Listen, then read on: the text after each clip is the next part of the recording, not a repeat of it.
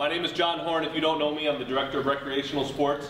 I'm going to go into what I hope to be a somewhat brief presentation and overview of the master plan, why we're showing you the master plan, what the results indicate. We certainly want to be able to keep moving this master plan forward, especially considering that tonight SSFC, the Student Service Finance Committee of the student government on campus, unanimously approved our referendum to appear on the student ballot March 3rd through the 5th. We can assure you that at this point, if it will come up, that we are being far outclassed in most of the university campuses that we're compared to. And I'm going to start at the beginning so you understand why we're standing in front of you.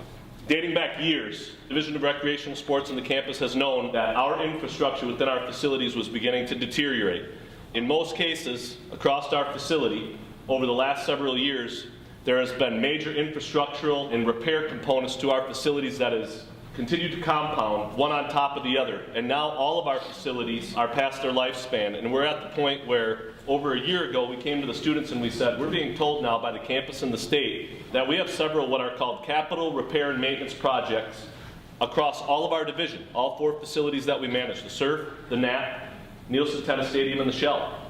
Those repairs total in the tens of millions to the point that every year for the next several years we are going to have to go and ask for segregated fee increases on a large incremental basis every single year in order to fund all of these projects. So we asked the students, we said, we can do this, or we can consider a master plan and we could take a broad scope and a look at this division and find out what the opportunities are, what those costs might be, and find out what you want to do. And you can answer that question. Do you want to pay for failing infrastructure? And when I say capital repair and maintenance, I want to be really clear that everybody understands that.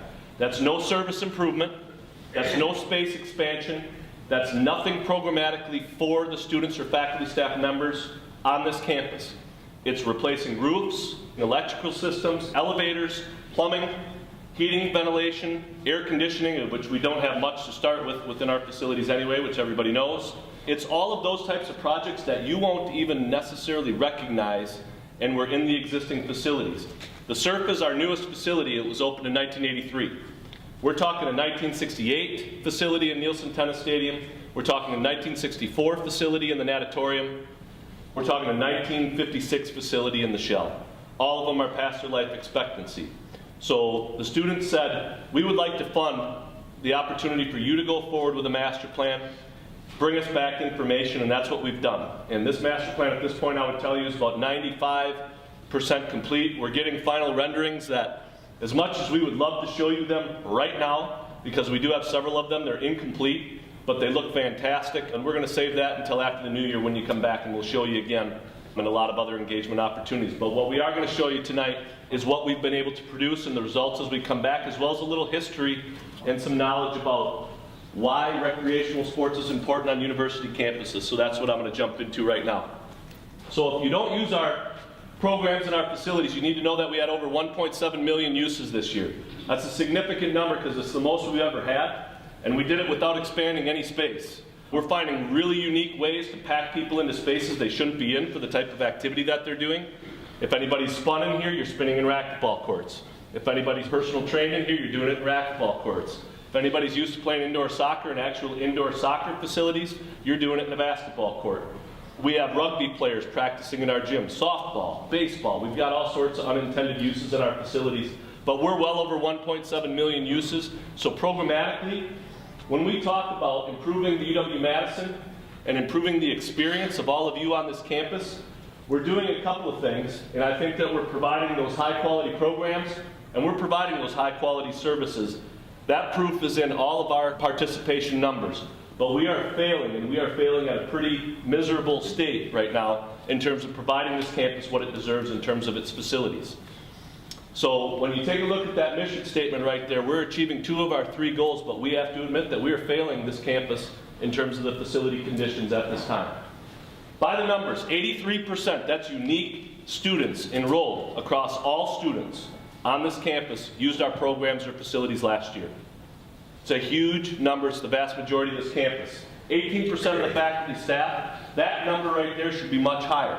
And we can show you in previous surveys that students and faculty staff, the 17% of students that don't use us and the 82% of the faculty staff that don't use us, many of them say it's just too crowded. I can't get my workout in, I can't get my fitness, my wellness program going, so I pay to other places right around downtown Madison instead of using you, when sometimes it's even included in your student fees for you to come in and swipe your ID. So our current challenges, as we said, we've got some outdated and overcrowded facilities. From the time period of about 4 o'clock today, if you walked over to the surf right now, every piece of our equipment is being used upstairs, okay? And people know that from being in our facilities at peak hours, that they wait sometimes up to an hour to get on a piece of equipment. I talked about the extensive repairs that we need. We're talking significant contributions, significant increases to your seg fees, regardless if we do this plan or not.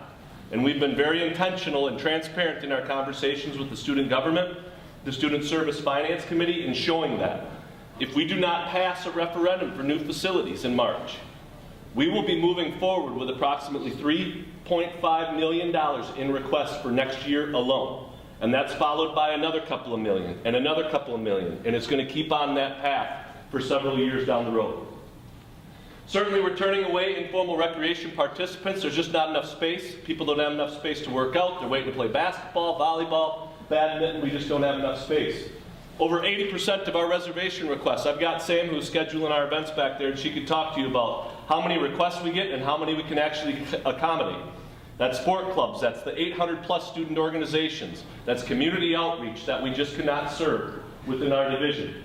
And we are well below the national standard for quality and space, and I'm just going to quantify one of those standards. I'm going to quantify our fitness one, but we're across our entire division. If you take a look at fitness, outdoor field space, court space, indoor track, pool space, multi-purpose room space, we do not meet any standard on this campus. If you take a look at our National Association or the American College of Sports Medicine standards for recreation and fitness, we do not meet any standards. So I'm going to define one of them. We've got less than 15,000 total square feet of fitness space on this campus. Everybody in this room should have 1.5 square feet of fitness space to use on this campus if you're an eligible user. We've got almost 100,000 eligible users when you take into consideration students, staff, spouse, domestic partners, hospital, general public members. We've got 100,000 eligible users to our facilities. We're 85,000 square feet short. And you can see how we're stacking up against the Big Ten. And it's a pretty sad story at this point. We did a survey that gathered almost 3,000 comments. We're going to do some more engagement through surveys with the students in the spring. These are actual comments that students said time and time again. We're a joke in terms of our facilities.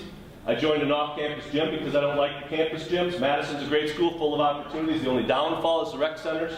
I'm a senior and I'll never get to use these new changes to come, but I hope for the sake of future students that great changes will be made.